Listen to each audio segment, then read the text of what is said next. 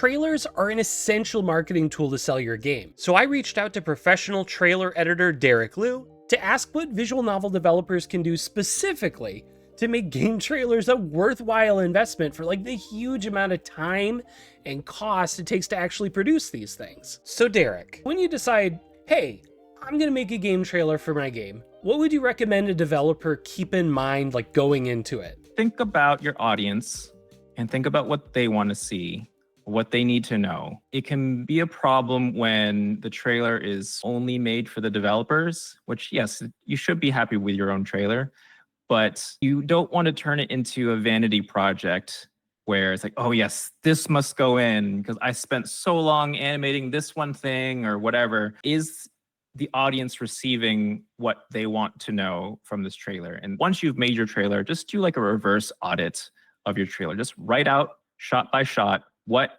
is being conveyed in this shot, and then write it all down, and then just read it out loud. Read it to someone else, ideally. You can neaten up a little bit so then that it flows well, but then read it to someone else and say, does this pitch for this game make sense? And if it does, great. Then still show your trailer to someone else and see, is that something that you're actually understanding? Because if you're doing it frame by frame, shot by shot, you're watching it, it's paused, and it's different if it's playing back in full speed and suddenly no one has enough time to read anything. Just because the ideas in that shot doesn't mean people are receiving it. That's another problem. And if you have text on screen that you want people to read, make sure there's enough time to read it through 2 times very quickly. That's another big problem with game trailers. Text on screen for not enough time just cuts away. And if you've seen that Simpsons episode where they're watching this with the silent version of Itchy and Scratchy, a chance for more myth. That happens all the time in game trailers. That's the rule of thumb. 2 times very quickly, and then you're pretty good. Now, I've always heard when it comes to game marketing, like you always need to like get to the hook of your game, but it sounds like clarifying your genre is like just as important when it comes to a trailer. The hook is the hook, and the hook is by showing gameplay or the premise, and then getting into exploring it and then finishing strong. But even before the hook, though, is you need to establish the genre, which visual novel, may or may not establish that in like a screenshot. It depends. Analogy I'm always using, you've opened a food stand that is a half an hour drive away. You're trying to hype people up on it. If you start talking about flavors first, like, oh, it's cherry, vanilla, ube, and onion flavor. It's like, I don't know. And they'd be like, oh, it's an ice cream shop. It's like, oh, okay.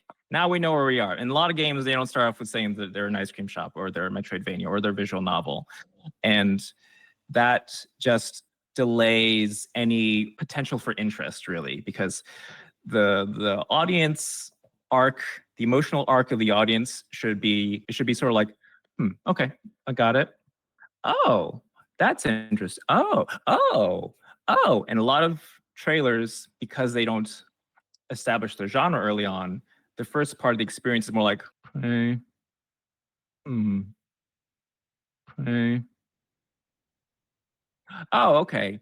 And you want them to, as soon as possible, be like, okay, got it. Like, now what's new? And then, okay, now we can talk about the hook and then we get into the other things. Now, normally the advice I'd give to devs is like, find a game you like and just copy that. But when it comes to like visual novel trailers, I feel like a lot of them aren't actually trailers. So instead of editing like a new trailer, marketing teams just take the opening theme from like the actual visual novel, which is closer to like an anime opening. And then they just like, they throw that online and call that the trailer. But it's not really doing the work you're describing that a trailer should be doing. I think that's a big problem where someone is imitating a trailer for a game that's just entirely playing in a totally different field because they have a well-established developer or it's a sequel or something like that, which all those trailers can do all sorts of things that an unknown indie just cannot. A lot of people, they get stuck in the idea of what a trailer looks like and not what it needs to do. And that's how you end up with trailers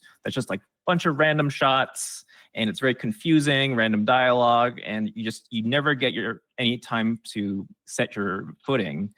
And then it's just all meaningless. It's all just sort of content saying like, oh, there's 12 chapters or 15 boss battles or something like that. And it's like, okay, but I don't really know how the shape of the game is. Well, then there's the issue of these devs like copying these non-trailers. And now even like successful indie games are carrying on like some of these bad habits when it comes to their trailers anyway. Finding good reference for game trailers, I would say, is just broadly a problem across all genres, because most game trailers, I think, are just made by developers rather than professionals. A lot of people just don't know how to find a professional editor.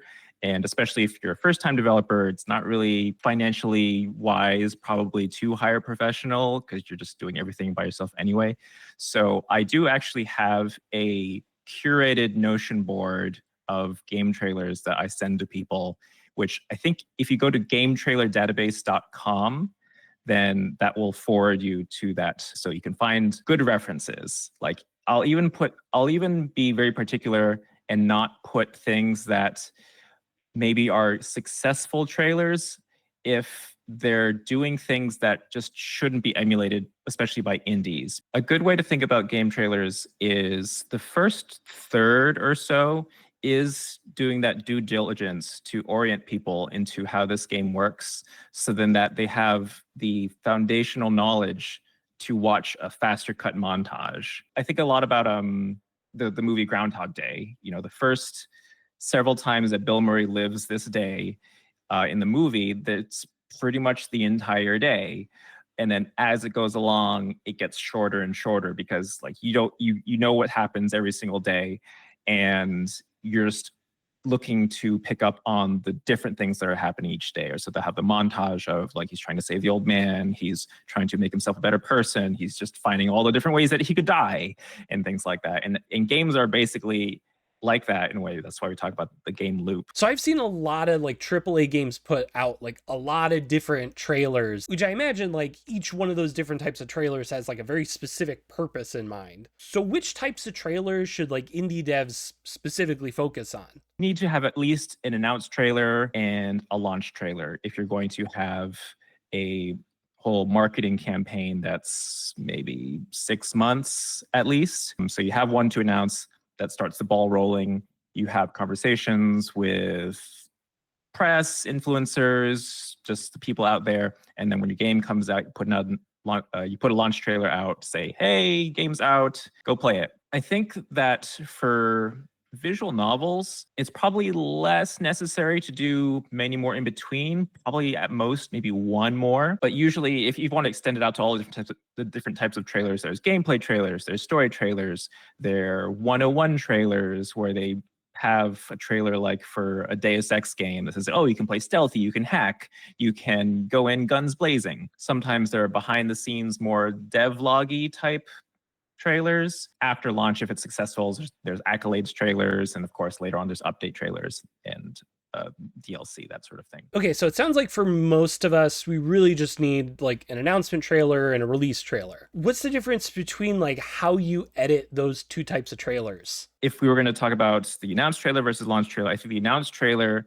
needs to communicate whichever part of the story is the most different, unique, or interesting, or hooky, use a marketing term, and get out, assuming that it's hooky enough. So it needs to be an interesting premise, or the characters have to be interesting in some way. So that needs to just be the trailer.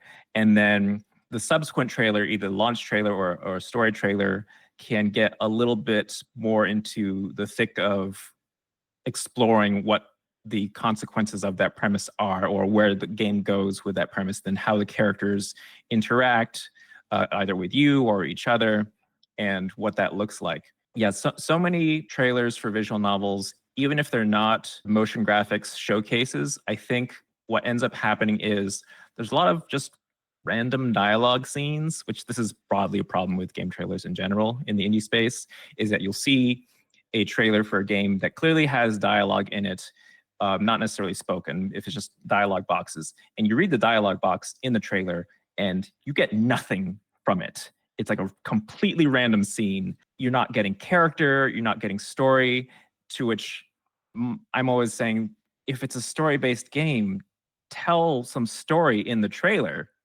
You're ostensibly saying, by just putting a random scene in there, hey, there's story, which is like a really low bar for advertising your thing.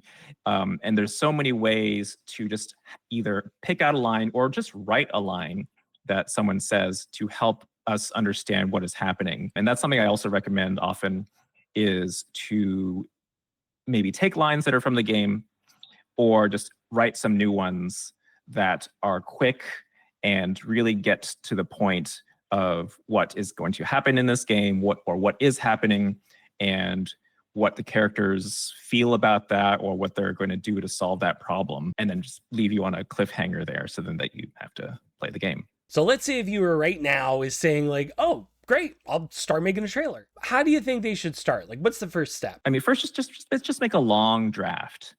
Don't worry so much about you have like a 90-second timeline. You're just filling in those blocks. Make a 5-minute version or something like that. That just has like a lot of story and a lot of character moments, and then start picking your battles for which parts are actually the most pivotal or most interesting. Some other tips are, of course, keep the dialogue short. My friend Gary J. Kings did some really great trailers for the game Amarantis. There are lots of good things about that. First, the dialogue selection is very good.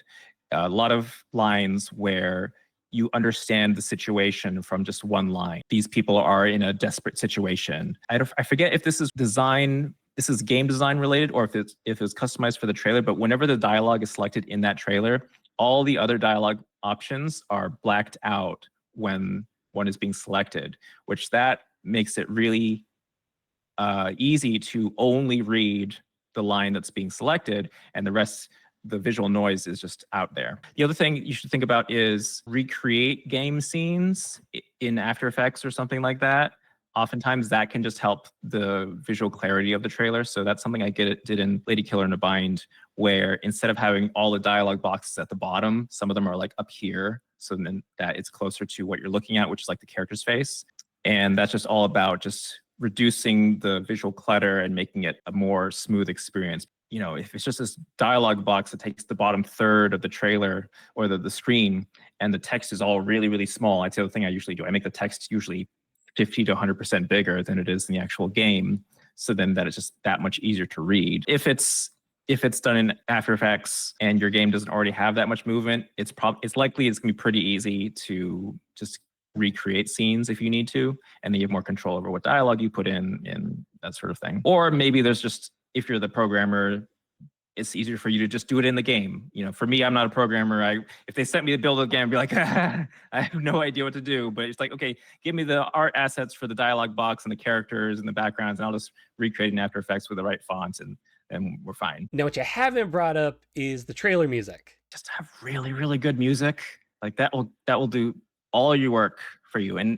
And it has to be music that is good trailer music. The problem with most gameplay music is that it's designed to loop forever and ever and ever until maybe it transitions to another music cue later on after a player makes a decision. Because if the music reached a climax when you were just waiting to choose a dialogue line, then that wouldn't make any sense. So a lot of times when I'm making a trailer, I will start with the music from the game and either edit together multiple pieces so it has that building dramatic arc, or I'll work with the composer from the game and say, hey, this is the music that I've used. I just need an ending here, so then that it finishes sort of climactically. Good music that has a good dramatic arc will just basically do all of your work for you. It will have the peaks and valleys already just built in there. I have a blog post that's called something like How to Prepare Music for Trailer Editing. And yeah, I will take an audio track and I have a whole system where I have different colored markers at the different parts of the music based off of their utility for the purposes of a trailer. So if there's this one moment where it's like dun dun dun dun dun dun, bum, bum, bum, of course I'm going to use that for a big moment in the trailer. I'm not going to have it be on top of a line of dialogue, the peaks and the troughs. So if you have the peaks in the music, then you got to fit the dialogue in the middle there, or even if it's not spoken, maybe the special animation that you have, which is probably not very often in a visual novel, depending.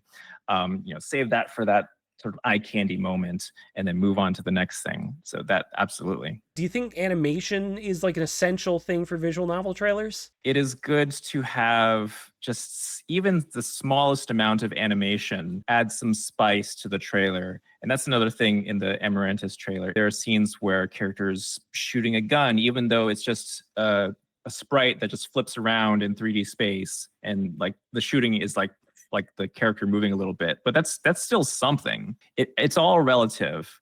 Every game has its explosions moment, even if they're not literal explosions. So when everything is pretty much characters just moving a little bit around, a character flipping and something happening, that's a big moment, like quote unquote. Voice actors. Not every project has them, but for trailers, are they like a must-have? Anytime there is voiceover, it's just so much easier as a trailer editor to make a trailer, because you don't have to worry about the speed that someone reads the dialogue boxes. And as much as there's that cliche, I don't know if it's cliche, but it's a saying right now, is that even though we're watching videos on TikTok, we're actually reading them a lot of the times because they all play on mute, and everyone nowadays with social media video objects if there are no subtitles. So we end up reading our videos and, I don't know, watching our articles or something like that. But even still, if there's dialogue boxes in the trailer, it's just not really as compelling as if there's some spoken dialogue in there. And if you have a voiceover artist, actors, you also have the opportunity to then do custom voiceover for the trailer if you can like sneak that into your recording session, which is always a really helpful thing. I did a video essay, why A24 trailers are the best movie trailers. And I talk about how in a lot of A24 movie trailers, they do an amazing job of picking the dialogue that helps you understand the situations that are happening, but none of the plot. So what I mean is, like, you watch those trailers and you understand like the vibe and things that characters are doing, but there isn't quite enough connective tissue for you to build a timeline of the events of the whole game, which is in the essay I talk about how that's the distinction between the A24 trailers and a lot of trailers from like the early 2000s when I was getting started as an assistant, where you watch a lot of those old trailers. In a world. In a world. World. In a world. And you're like, okay, this happens, and this happens, and this happens, and this happens, and this happens, and this twist happens, and this person betrays this. And it's like, okay, I've seen the whole movie, which actually I think pretty much those are the exception nowadays. As much as people complain that movie trailers give away the whole thing, I think they're much better now. Really, just making trailers for games with dialogue boxes is really tough to make them interesting. So thanks to Derek answering some questions I had about visual novel trailers. I'm going to be working on some more trailer content specifically, but be sure to subscribe, leave any comments for any questions that you have, and I'm going to have another trailer video out soon along with some other ones.